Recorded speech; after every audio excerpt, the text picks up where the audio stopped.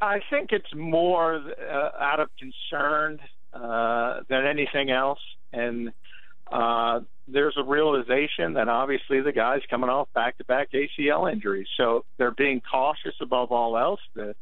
The first preseason game is not all that meaningful. If he was out there, it would only be for 8 to 10 plays, as Chip Kelly said. So they want to keep him out there for one more week because we've talked about it again and again. The goal has always been week 1 of the regular season, not week 1 of the preseason.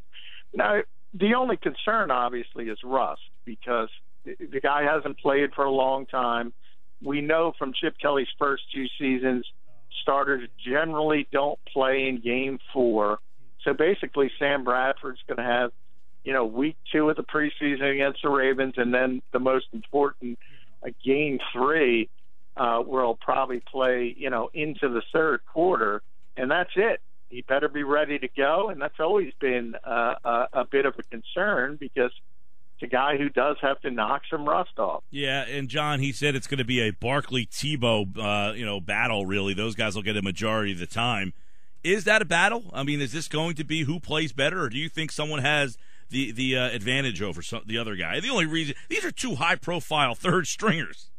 Yeah, they are. I mean, I think in Chip Kelly's mind – he is leaning on the veteran status, and Barkley's been here longer, so he'll enter first.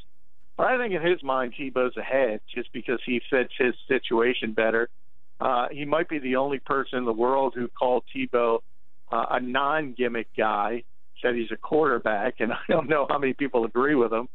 Matt Barkley just doesn't fit what he wants to do. And you get the feeling, unless he completely plays so poorly that he removes himself from the conversation, you get the feeling that Tim Tebow's ahead in Chip Kelly's mind. It's interesting because the thought, he said, okay, he's not a gimmicky quarterback, but do you anticipate that we will see 2 different styles on Sunday when Tebow enters the game? Will we see a more run-oriented type of offense with him? I mean, you would think that he adds more. Well, I guess he takes away the passing side, doesn't probably throw the ball as well as Barkley does, but he adds more in the run game. Will we see 2 different types of offenses when those 2 guys are on the field? Well, you're not going to see a different offense because we know by now that Chip Kelly's not changing his offense for anybody. It doesn't matter if Nick Foles is in there. It doesn't matter if Michael Vick. It doesn't matter if Tim Tebow. He's going to run the same plays. He's going to run the same system. It differentiates because the guys running it have different strengths. And obviously, defenses don't respect Nick Foles' running ability. They don't respect a guy like Mark Sanchez's running ability. And they won't respect Sam Bradford's. On the other hand, you have to respect Tim Tebow. That's what he does, and that's what he does well. And they will play run first against Tebow and dare him to throw the ball. It's the exact opposite with the other quarterbacks. So from that standpoint, it changes. But there's one thing that's concrete that we know through 2 seasons of Chip Kelly. He's going to run the same system no matter who the quarterback is. Talking with John McMullen at Eagles camp today, and Sam Bradford obviously not going to play. Mark Sanchez will get light reps, and then the third team and fourth team quarterback will be a battle right there. And obviously he said the rest of the guys will figure that out at practice today. The rest of the depth chart, they had no right guard at depth chart. Their depth chart had nothing there. So it's just going to be each guy gets a quarter, each guy gets a series. How they work in the right guard situation Sunday? Well, they actually had 4 in the slashes. And, Chip made mention again to Derek Boykos, the team's PR director, and he's made it known that that's the guy who's putting together the depth chart, not the coaching staff. So basically it's been so Derek gets to pick whoever he feels is the best right guard. Exactly. Well, he's watching practice every day, and he watches the rotation just like the reporters do. And, Andrew Gardner kind of eked ahead a little bit this week, first-team reps than anybody else. But it's been a 4-man race between, Julian Vandervelde's gotten first-team reps, John Moffitt and Matt Tobin dating back to the start of camp.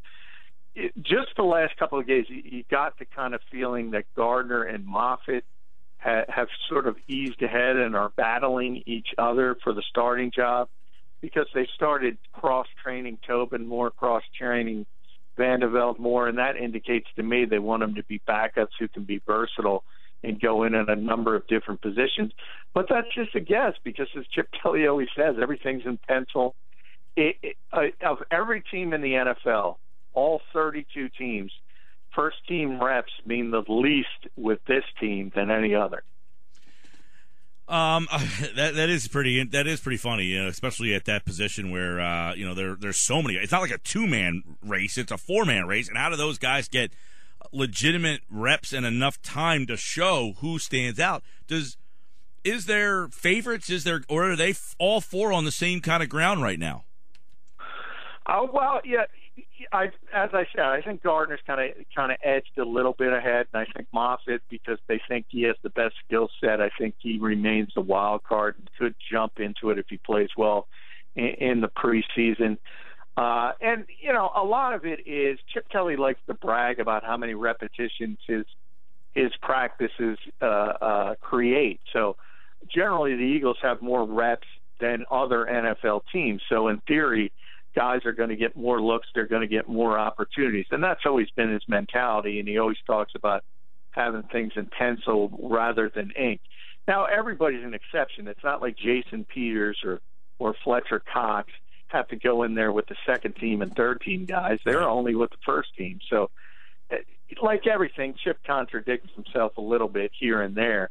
But this is a wide-open competition. I think they wanted Matt Tobin to win it. He hasn't seized control, and that's opened the door for other guys. John, let's look at Zach Ertz. Is this a concern? He's not going to play at all during the preseason. They said about 4 weeks. They think he'll be ready, but this sports hernia surgery, which we're assuming it is, sometimes that knocks guys out 6 to 8 weeks. Yeah, I'm very wary. This is really bad news, and I don't think people understand it because Chip kind of downplayed it and said he'd be ready for week 1. I mean, you know, when you hear Dr. William Myers, for people who don't know, that's the go-to guy in the NFL for sports hernias. So that indicates to me that Zach Ertz has a sports hernia injury, and he's not going to be back if he has to go under the knife. You saw Jason Kelsey last season, and he came back quicker than most who have this type of injury, but he was not himself, at least when he first got back on the field. So this is something to keep an eye on, and this is a big concern because, you know, Kelly kind of, I think, misspoke. He said we just wanted to get it cleaned up, and then he kind of demurred and said he wasn't sure if he would need to undergo a surgical procedure. But, you know, the fact that you're going to see Myers and you're going to be out for the entire preseason, that's a red flag to me. That indicates surgery, and that indicates to me he's not going to be ready for week 1. If he's not ready for week 1, I know we talked about this yesterday, that he hasn't really, taken over for Selleck, but you look at Nelson Aguilar, a rookie, Huff, a second-year man with not a lot of experience, Matthews, a second-year man. He's one of the most experienced pass catchers out there. What does that do to the offense? It hurts. He might be their best pass catcher. He really might. And the fact that they were counting on him because they knew they had a lot of youth. Jordan Matthews, we always talk about, had a great rookie season, but he's only a sophomore in this league, and Josh Huff is a second-year player as well, but he has no production. He's not a proven player, and for everything we say about Nelson Aguilar, and the skill set's there, and he's got that ability to stick his foot in the ground and go, you have to prove it at this level. There's a lot of talent, but a lot of it's unproven. And, Zach Ertz was going to be the guy, sort of the security blanket inside the middle of the field for Sam Bradford. And to not have him, that's a tremendous, tremendous concern because there's not a ton of depth now. Remember, James Casey is gone. Trey Burton hasn't gotten a lot of playing time. And then you talk about rookie free agents. So other than Brent Selleck, all of a sudden tight end morphs into one of those positions we talk about that has a little depth. Yeah, and, obviously Ertz was a guy that a lot of people were kind of penciling in to break out to be a bigger part of the offense. And, obviously the wide receiver spot now gets even put under the microscope a little bit more. How, in your opinion, is the Huff-Aguilar battle shaping up? Who's winning that battle? And is it coming down to the winner of that will be a starter? Yeah, definitely. The winner of that's going to be one of the outside starters along with Riley Cooper, and obviously Jordan Massey's going to be in the slot. So generally the Eagles are, in that 11 personnel more often than not. So those would be the guys you would have 3 receiving starters.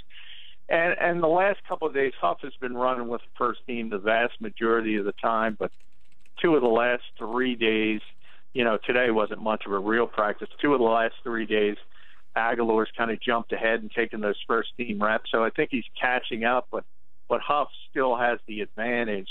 And they're both going to get plenty of playing time, but it comes down to each is unproven, and Chip feels a little more comfortable with Huff right now, but obviously Aguilar's going to get plenty of playing time whether he's the starter or not.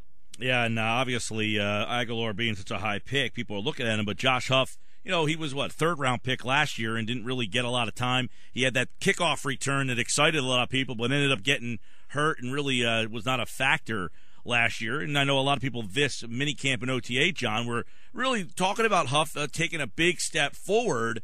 But when they drafted him last year, people thought that the Eagles kind of reached on him, didn't they? A little bit. And, part of it's, he's an Oregon guy. So, most people had him a little bit lower rated on their boards than the Eagles took him. It's not the first time that's happened. And, he's a former running back. So I think he doesn't have, that generally those measurables the Eagles like to always talk about as far as being an outside receiver. I don't think he has that. He has more of that running back build, but, he definitely has some athleticism, some skill to be a big play guy, and you kind of saw that on the kickoff return. Where the key to everything is going to be consistency. Can he do it from play to play? That remains to be seen. And, the guy nobody talks about, who I think is going to enter the conversation at some point, is Miles Austin, because it's a veteran receiver. Obviously he's seen his better days, but he knows how to play that position at this level, and he's played it very successfully. And there's just not a lot of veteran leadership in that group, so I think he could step up. How has he looked in practice? I know, much like a lot of these guys, Bradford, specifically that came over here, the injury is always the first thing. Well, if he's not injured, is that the same thing with Miles Austin? If he's healthy, he looks productive, or is he kind of a shell of himself? Well, he's certainly not the guy who was, a top 10 receiver at one point in Dallas. That's not coming back. He's past the age of 30. I think this is his 10th year, and obviously that puts a lot of mileage on a guy who depends on his legs. So I'm not sure you're going to have an 80-catch guy, but for somebody who can step up from week to week if you need him, I think that's sort of the role he might have. And with Riley Cooper being what he is, and more of a blocker than a receiver, I think there's an opportunity for him to garner some playing time, especially if he starts, catching the ball, moving the chains. He's not going to be a deep threat, but there's room on this team for receivers because it's a one-read offense. Let's understand that. It's basically one read and go. So there's going to be a lot of short to intermediate throws, and that's what Sam Bradford does well is the accuracy on those short throws. All right, short, obviously, time for the Eagles getting ready for the Colts, and then they'll get right back ready for the Ravens, and they got those practices with the Ravens next week, so they'll be right back at it next week with hopefully a chance to see Bradford, but he will not play. That's really the story today. John McMullen at camp today with the Eagles over at 97.3 ESPN.com. We'll have more on all of these things, and don't forget, Eagles-Colts Sunday at 1 here on 97.3. John, thank you so much, pal. Hey, thank you, Mike.